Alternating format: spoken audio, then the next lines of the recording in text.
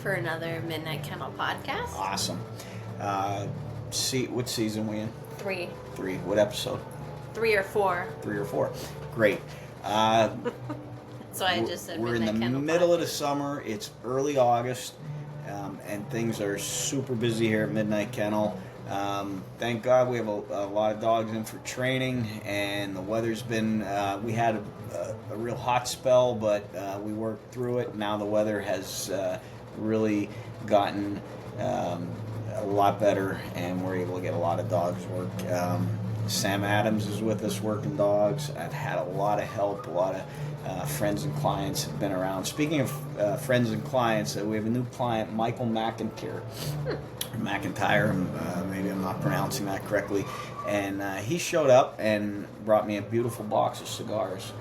Beautiful. Yeah, and this is a really good cigar, so I'm enjoying that. Thank you, Michael. Michael has a couple of puppies with us. I don't know if you've met them yet, but they're really nice. A setter named Marlowe. Marlowe. Yep. That's a great dog name. Great dog name, great young dog. He's looking really good, and he has a pointer, Mac. Cute little pointer, and they're both doing very well.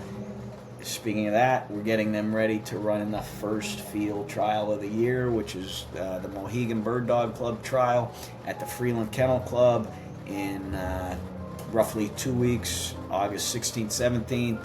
Anybody's interested, get in touch with me. We'd love to have you come and either compete or just watch dogs and have a good time. We always like a lot of spectators and people to come. A lot of fun.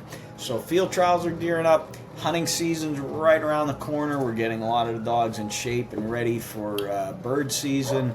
So a lot going on here. We got Mike Heiser out there tending to the dogs, feeding, so they're a little excited out there. You might hear a little barking, but other than that, let's before we get into questions, we've been getting a lot. One thing that I constantly get, I just got a message from a gentleman from Canada. He said, why don't you show us, the products and the gear they use? And we do have a gearbox section. Every now and then we'll bring something on and talk about it. But let's head out to the field. Okay. Let's work a couple dogs, and let's show people exactly what we use and how we use it. Okay, wanted to show my setup for training. We're out here in our bird field. You can see down there, that's our pheasant recall pen. And we're out here, we're going to be working some pigeons, and I want to show you all of the equipment and setup we have. Okay, so this is our Pioneer 700 that we use. The front part here is for roading the dogs. We've shown lots of videos of that where we have the dogs harnessed up and they're conditioned and worked from there. Inside the cab here, we got all of our chargers for all of our collars, so that you never have a collar go dead right in the middle of working a dog. You can have another one on the charger ready to go. This is a really good unit that we use. This is the Garmin 500 Pro 500. It doesn't have the GPS, but it's a good solid training collar. Okay, we got our tripod, which is very important. I like to keep my clients abreast of what we're doing with their dogs, and a lot of times I don't have help. Today I do have help. Gina Yoakum is here working dogs with me, but if I'm by myself, the tripod is very important. Another very important piece of equipment is a shotgun. This is an H&R 410. Well, it's actually a New England Arms. It's not it's styled after the H&R. It's a New England Arms 410 single shot. It's a solid, tough gun, and it's very safe. It's a hammered gun, so you got to pull a hammer back before you could shoot. So it's safe, and it's a break action, so you can leave it broken until you're ready to shoot your bird. So that works out well. a bird bag. I don't use this that often, but when you need it, you need it. Also have a pair of lopping shears when we're riding the trail. You can see the woods out there. We come up through the woods to the field. Very oftentimes there's a branch or a limb down, you got to take care of it. We've talked about this many times on the podcast. This is the Flea Halt flea and tick spray. When we're done working a dog, we spray them up. So I always have this handy. I already have a bird out for a dog we're going to work, but I'll show you. This is a really great piece of equipment. We have several of these. It is a DT system bird launcher, and they're very reliable and rugged. They work on a 9-volt battery in the transmitter, 9-volt battery in the trap. The batteries last forever. They're solid. Little piece of orange tape in case you ever drop it. They have a, I'll turn it on, show you how this works.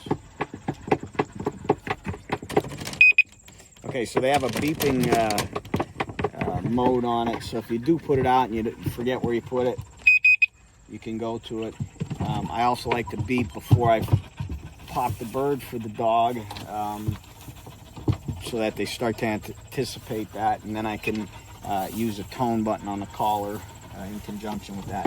So to set it up, you put your bird in there, and bird's in there. You're ready to release the bird. It throws the bird up in the air, and you're good to go. Like I said, this is a very solid unit. My favorite. It's got holes in it for the airflow, and it's a lot smaller than some of the other ones, and less metal, so I think it's easier to for the dogs to smell the bird. Always carry water. You know, unfortunately we don't have a pond or creek out here, so we're constantly giving the dogs water, so you gotta have pans of water. Over here, Gina, we have a built-in bird carrier, bird box. We have our pigeons in here. We could put quail in here, chuckers. We could even get a pheasant in there. So that works out very well. Of course, the dog boxes with the dogs. And then my train bag, we have loaded up with collars and bells. Another item I really like is we have a cordless clipper. You get out here, a dog gets a burr, a tangle in their hair, you can cut it out, trim up the tail, whatever you need to do. Lots of shotgun shells, obviously, whole bag of them, and extra collars and blanks, blank gun, everything right there, real handy. Collar we're going to use, this is the Pro 550, the Garmin. This one does have the GPS on it, bell attached to it, and that's a great training collar. Extra harnesses, leashes. A lot of times I will just snap the dog up on the tailgate here and throw pigeons for it if the dog is at that stage where we're trying to steady them up. And last but probably most important is our check rope. I would say this is 30-40 foot check rope. Doesn't tangle up, got a good swivel snap on it. So this is how we control the dogs out in the field. So that's our setup here. We're going to work some dogs here and go from there. Okay, we're back from the field. We're back. So hopefully you got to see what we, you'll see a lot of that in the videos we post, but you see it all together, what we use and how we use it. So hopefully that helped. A lot of great products out there. And if anybody has any questions about, different products that we do use, they could send me a message and we could go delve into that deeper. So that was a lot of fun. That was. Okay. Bright sunny day.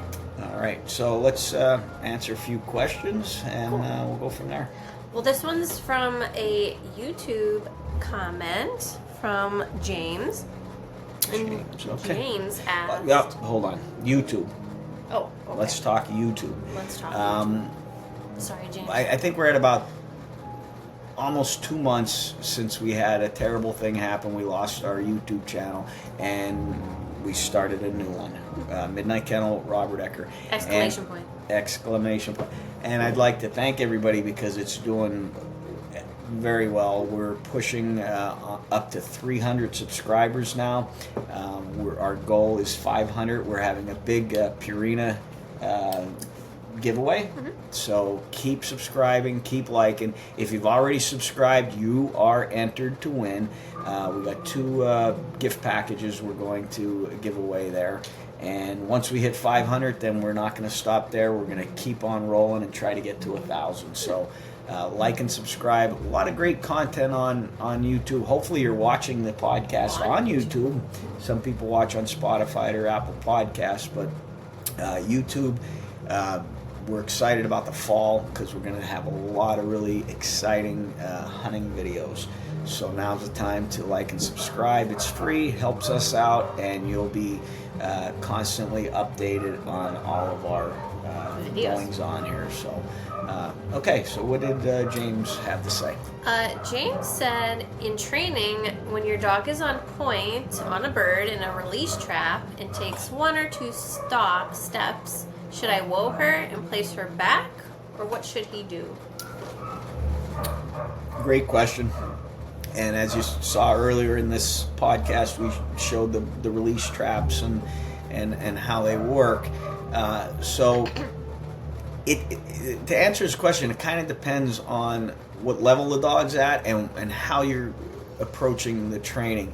I think we talked a little bit, to start the dogs, you're just trying to get them the point. Okay, now you're starting to steady them up. We do a lot of throwing birds for them. We'll put them on the tailgate throw.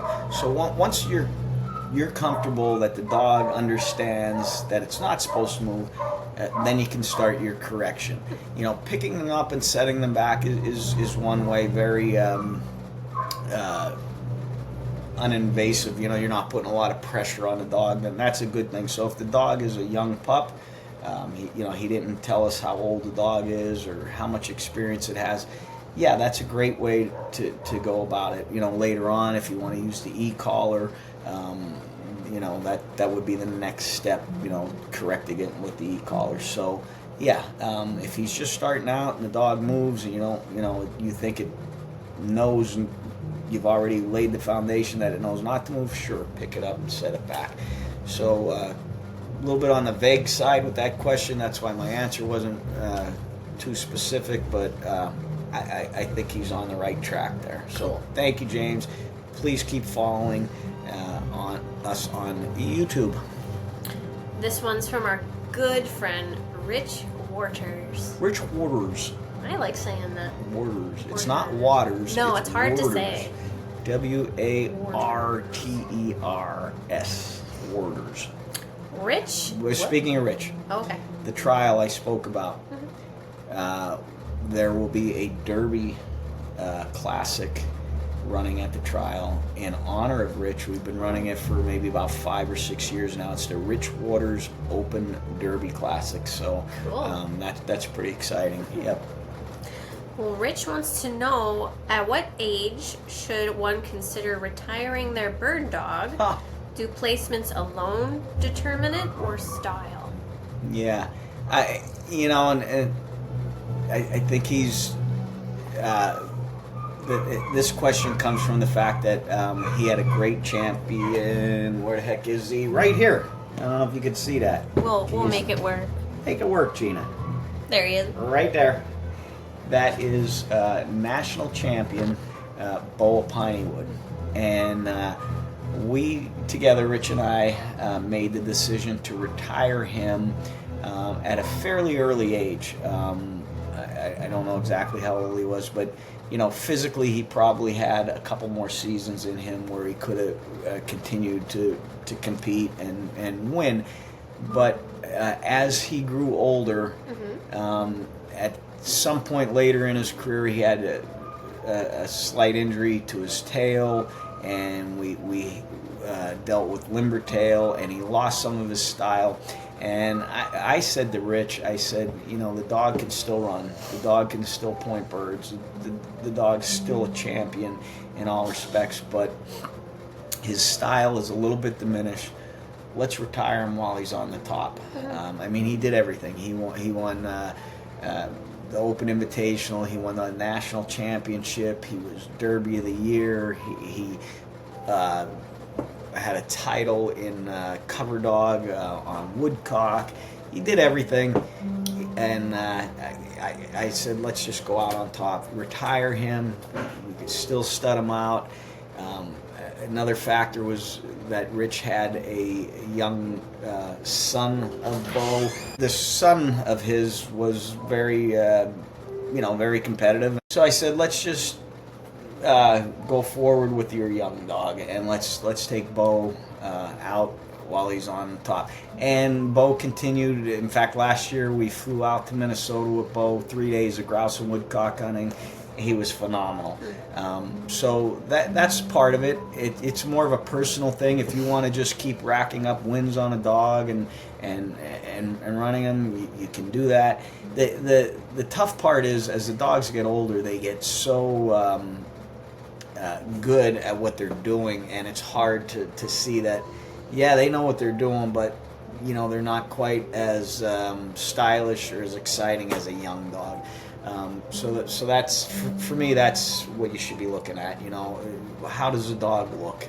And when it's time to retire a dog, you'll know it. He's not what he used to be. And some people just want to keep going. I'm not that type of person. Okay. I want to go out on top. Yeah. So makes sense. Great question, Rich. Thank you very much. All right. Let's do this one. This is a Facebook post from Terry McHugh, and she wants to know. Terry's on her way here to do a train. Yeah. Oh, cool. She's going. She's been coming all summer. She has 2 Bracco Italianos. Oh, okay. Yeah. And a cool breed. These are the first Italian Braccos that I've worked, and I'm very impressed with them. Our good friend Bob Kays up in Stroudsburg actually breeds them. So if anybody is seeing our videos on these dogs and is interested in them, I could put them in touch with Bob. He pretty local. Yeah, he has litters and that. So, okay, what does Terry have to say? She wants to know, when and how do you decide to train with gunfire? Great question, Terry. She has 2 dogs. One, Remy, is like 5 years old, and then she has a puppy, Winnie, who's only like maybe 5 months old. And when she brought them, neither dog, even the 5-year-old, had ever been in the field, ever been on birds, had ever done anything with birds. So we were starting from scratch. So what I like to do with a dog like that, or a puppy, is I want to get them excited on birds first. So we show them birds, and once we see that they're excited and they're chasing birds, I'll throw a pigeon. They'll be in full-out chase mode. And as they're chasing and excited and happy, I'll fire the blank gun. Once you do that and they're excited, they don't even hear that. And you do that a couple of times, now they associate the gunfire with something they enjoy, the bird and chasing the bird. Now you could work in shooting a bird over them, and once they get the bird in their mouth and they're excited about that, you're good. You're cool. good to go. Good to go. So very great question, but it's all about getting the dog excited about the birds. Okay. Yeah. Let's do one more. I think we have time for at least one more. Okay. So this is a YouTube comment. We've been getting a lot of questions and comments, and we appreciate that, because that's what fuels the podcast and and fuels me, keeps my mind working, and hopefully we're getting good content out there for people and answering a lot of questions. So keep the questions coming. This is from Cody on YouTube. Another YouTube. I love it. YouTube. Cody says, I have a very hard-headed and stubborn Brittany. He's almost 2 from good field trial lines, and he wants to please. However, my question is, how do you work with a dog that has become very collar-wise?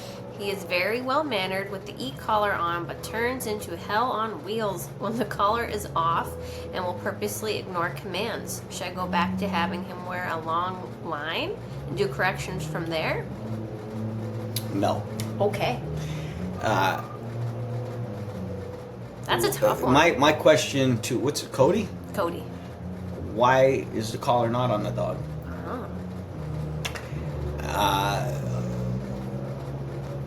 Leave the collar on all the time. There's no reason for it. The only time I ever work a dog without a collar on is when I'm at a field trial. If he didn't say if he's field trialing the dog. He did not. He didn't so, say. Let's say he's not. He's just.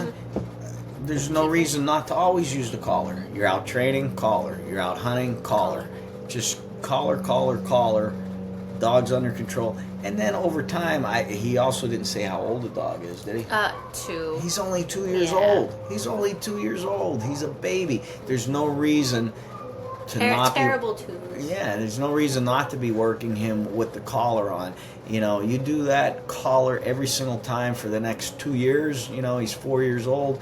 Maybe at that point, you know, he won't need the collar. But there's no reason, you know, if you're putting the collar on one time and he's listening to you, and then the next time you're taking the collar off, he's gonna get collar-wise. So I would say, as opposed to taking a step back and going back to the check rope and all that kind of stuff, just stick with your game plan, stick with what you're doing. He says he's doing very well with the collar on, so just go with it. Keep collar. Keep going with it, Cody. Don't take the collar off of him. Okay. Okay.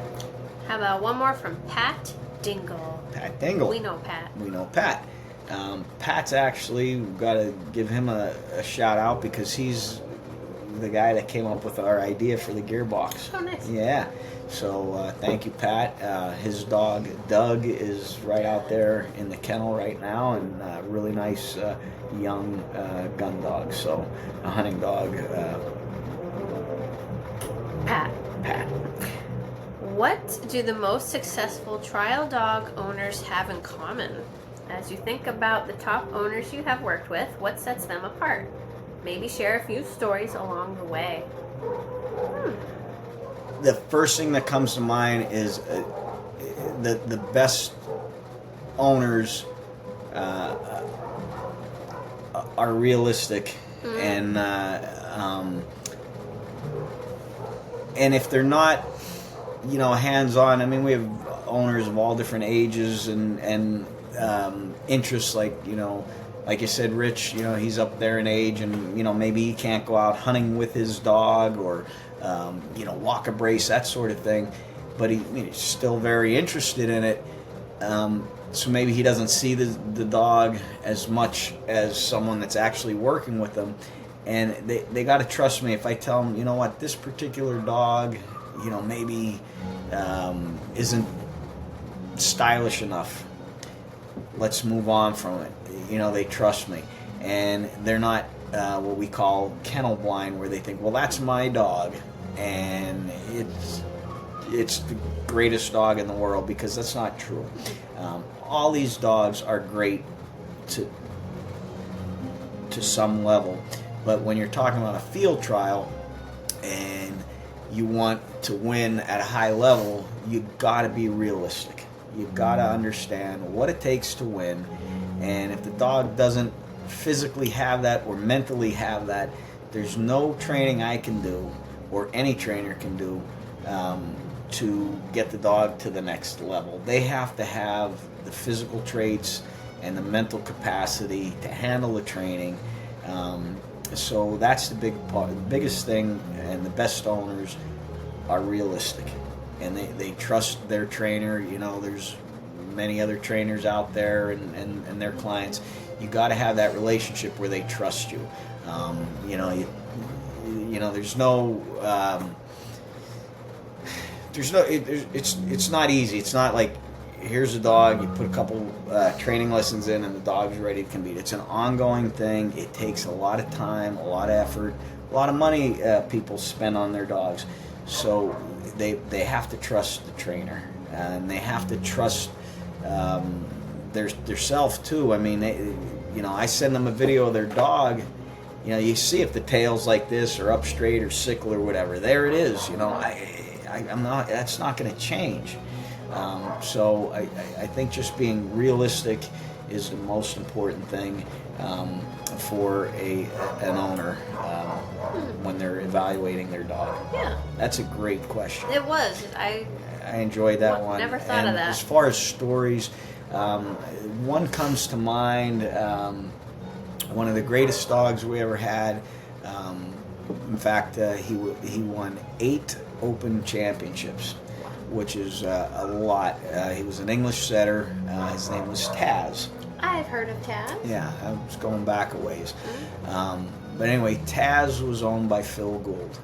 And Taz was a very exciting young dog. I'm not sure if we might have ran him in a puppy trial or 2. I don't think he placed. Then came his Derby season. And he had a rough Derby season. He was a very exciting dog.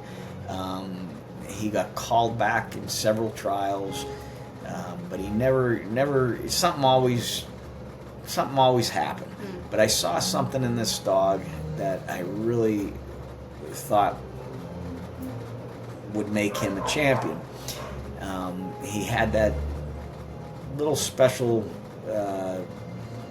gift from God that made him special. Anyway, so his Derby season ended. He had 1 3rd-place Derby. That's it. We talk about other dogs that, like Harper, National Derby of the Year, Boa Pineywood, and, Mia last year was the Derby of the Year.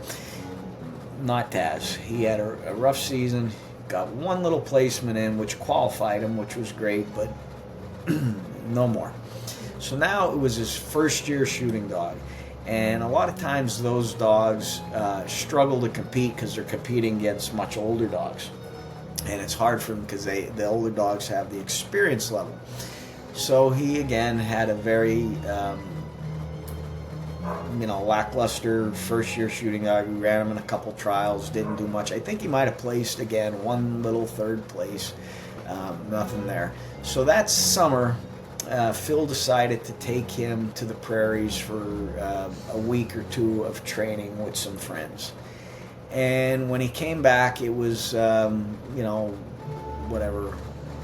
late September, and he was very discouraged. He said, I don't think Taz is going to make it.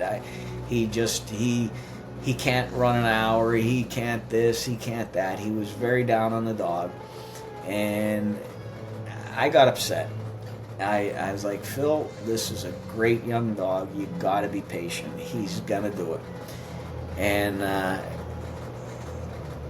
I convinced him to stick it out with the dog. Fast forward a few months, about a year later, back then the first championship of the season was always Labor Day weekend in Rhode Island. Always hot because it's Labor Day. And I took Taz up there. And I remember maybe a week before the championship, a field trialer by the name of Bob Watts. A lot of people in the cover dog world will know that name. He's had a lot. He and Dick Brenneman had dogs together, and they had a lot of great champions, like Penn Star and Full Blast, and a whole line of great dogs. Anyway, he came out to train with me one day, and he said to me, whatever happened to that Taz dog? I saw him as a Derby, and I thought he had a lot of potential. And I just looked at him and I said, I still have Taz. He's doing good. And that was it. The next week was the Rhode Island, the Woodcock Championship in Rhode Island. Went up there. I walked Taz to the line, and it was about 90 degrees. It was like 88, 89 degrees. And Phil's thing was this dog couldn't run an hour. Well, he scorched the course for an hour. He had 2 woodcock finds and won the championship, and it was a big one. There was like 60 some dogs in it, and he blew everybody away. And from that day on, he was a threat every time I put him on the ground, and the trial wasn't over until Taz ran. And he became very consistent, ground race, bird work. He won liberated bird trials, grouse trials, woodcock trials. He did it all. If your trainer's telling you there's something in this dog, let's go with it. Just be patient. Just be patient, because most good trainers can see that. So that story sticks in my head. And to Phil's credit, he trusted me, and we went on to have a great career with that dog. Nice. So yeah, That was a good story. Yeah. Oh, well, thank you. I didn't make it up either. Most of my good stories I make up. Oh. But Gina, we had a great podcast. Great to be back. Hope people get a lot out of this, and hopefully we'll be back in another week. We'll have results from trials and a lot more to talk about. Keep following us on YouTube, Facebook, and Instagram. Wow. Wow. All right. Thank you. Bye.